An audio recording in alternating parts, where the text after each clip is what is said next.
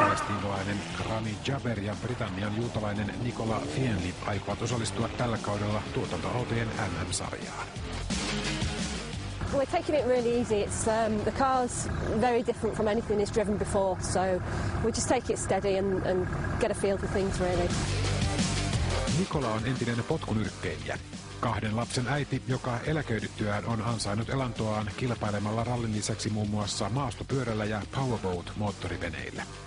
Tänä vuonna naisen ohjelmaan kuuluu myös myyttisen Inkojen kullan etsintää Andeilta brittitutkimusryhmän jäsenenä. And she's good co-driver. I testing her already.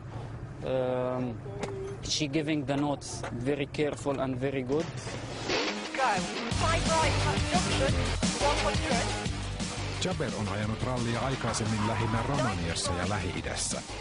Viimeisin kotimiehellä oli Jerusalemissa, mistä hän muutti syksyllä Suomeen ajauduttuaan kahnauksiin palestiinalaishallinnon kanssa. Jaber toivoo saavansa myös suomalaisen rallilisenssin, jotta hän voisi kilpailla Palestiina-lipun sijaan siniristin alla. Miehen pitkäaikainen unelma on joka tapauksessa toteutumassa.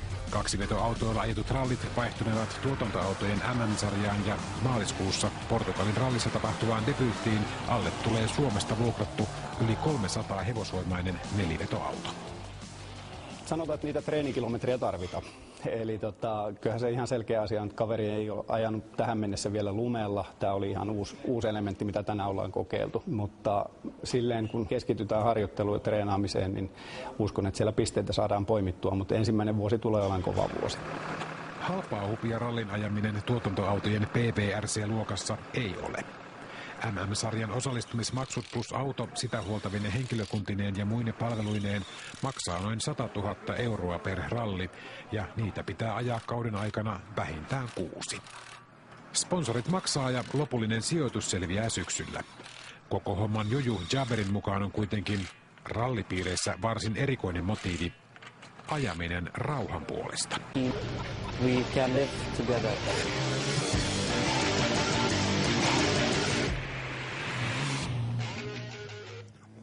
Siis hetkinen, ymmärsikö mä nyt oikein totti, että kuka vaan voi päästä ajamaan ralli MM-sarjaa? Aika helposti. No periaatteessa siihen menee vajaa pari vuotta. Ensiksi sun pitää käydä päivän rallikurssi, joka siis tosiaankin vie vain 1 päivän. Sitten sä päästä ajamaan B-junnu ja sen jälkeen kun keräät pisteitä, niin sitten A-junioreihin. Ja tosiaan vajassa parissa vuodessa sitten tämmöinen yleisen sarjan kelpoisuus, kun sinulla olisi, niin sitten sä voisit jo anoa oikeutta ajaa kansainvälisiä ralleja. Ja vaikkapa tässä samaisessa sarjassa, missä Rami ja Nikola ajoi, eli tuotantoautoja MM-sarjassa. Se on semmoinen eräänlainen ponnahduslauta sitten näihin varsinaiseen VRC-sarjaan, jossa nämä kaikki kovat rallistarat Suomestakin ajavat. Mutta joo, Niin. paalua pitää olla paljon. Paalua pitää olla tosi paljon. Raha Ja terveyttä. Sponsorit. Raha ratkaisee, ei lahjakkuus. Niin, aivan. Sponsit Joo, ei se kuntoon. niin. No näinkö se rauha tulee lähitään ralliajamaan? No se on kyllä asia, joka jää nähtäväksi. Tietysti jos on 60 vuotta kinattu ja historia siihen päälle, niin mä en siihen uskalla sanoa yhtään mitään, mutta sen verran nyt kun Jarkkokin siinä otin, pakko kysyä sulta, että mitä mieltä sä oot tuollaisesta maailman parantamisesta, joka liittyy urheiluun, että voitteko tehdä urheilijana yhtään mitään, että maailmasta tulisi parempi paikka? No kyllä sitä yritetään ja aina on semmoinen olo, että vaikka sitä jotain yritetään tehdäkin ja itsekin, niin aina on semmoinen olo, että ei tee tarpeeksi. Ja tietysti urheilija, että ehkä helppoa osallistua taloudellisesti johonkin, antaa sellaista taloudellista tukea jollekin. Tietysti hyviä tahoja on ihan loputtomia, jotka sitten osaa ohjata niitä oikeisiin paikkoihin, niin se on ehkä sellainen helpoin ja konkreettisin tapa. Mitä sä oot itse tehnyt?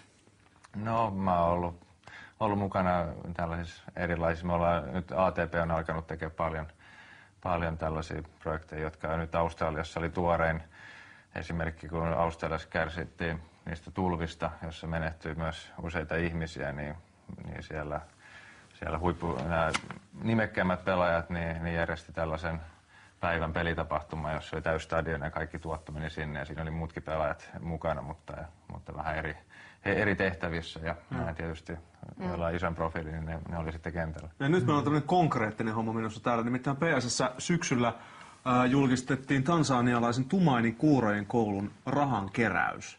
Ja tässä on menossa nyt siihen pottiin tavaraa.